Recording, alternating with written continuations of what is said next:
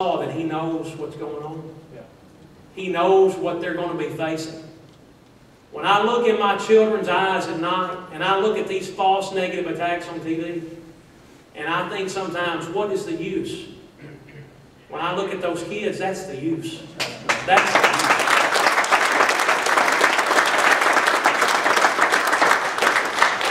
So we're going to move forward. We're going to win this election in November. We're going to make this a Republican seat for the first time in history. But better than that, it's going to be a conservative seat.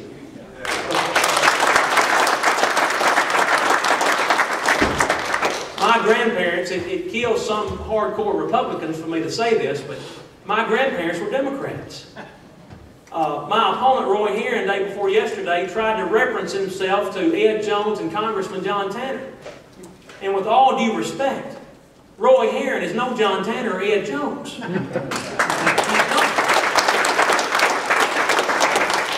And the Democratic Party of today is not the Democratic Party of my grandparents. That's right.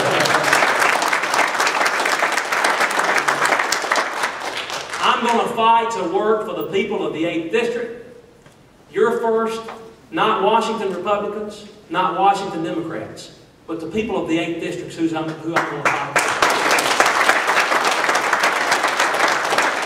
We're a right-to-work state. We don't have a state income tax. We've got the Mississippi River on one side, the Tennessee River on the other side.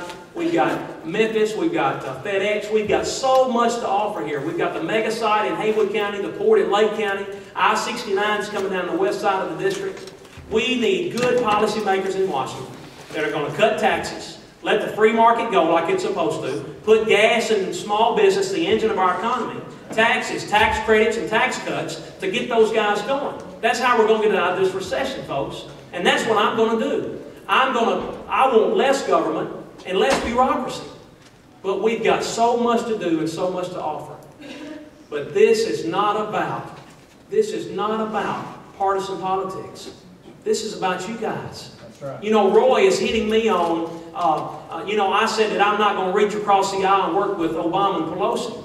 Well, folks, I'm not going to work with Pelosi. She does not represent this district.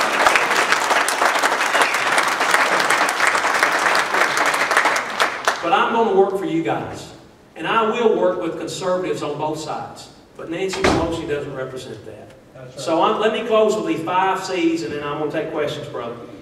That I end many, many times from a good friend of mine way back in the campaign. Number 1, Christian leaders in office.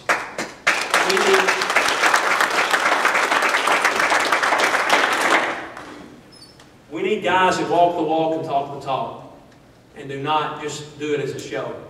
2, the Constitution's a real document. That's right. If we would look at that as our guide, if we would look at the Constitution as our guide, we could remedy a lot of the problems we face in this country. 3, true conservatives in office.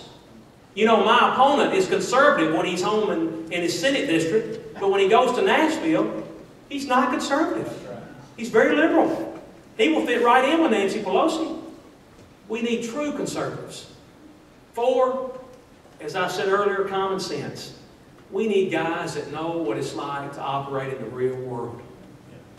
And the 5th C, as important as any, the constituent of the 8th District is who this is about. That's right. This is about me serving you, and in 12 years, we've decided to come home and finish my life in Frog Jump. Our country is in a terrible shape. We can get out of it, but it's going to take some hard decisions, it's going to take patience, and it's going to take all of us working together to do it. So you pray for us as we go forward. It's been a great journey. I've met so many good people. UT Martin is such a great college. A lot of my friends went to school here. And what you do for the district and the state on this end is great. All the students, you get an education, kids, and do what you can. Stay involved. Stay up to tune with what's going on. And we're going to move forward as a country and as a people. God bless you and thank you so much.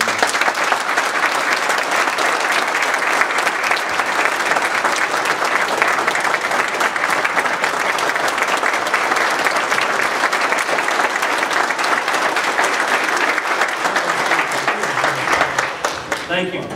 Yes, sir.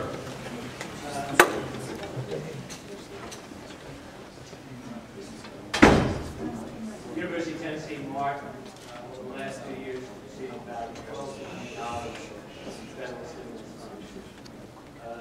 The University of Tennessee as a whole has received about $180 million in federal stimulus funds.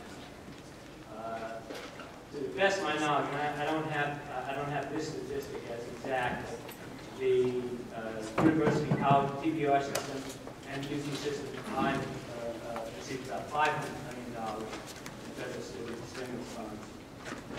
Without those funds, this institution would be a different institution, and all these institutions, all the institutions higher education in the state would be significantly different.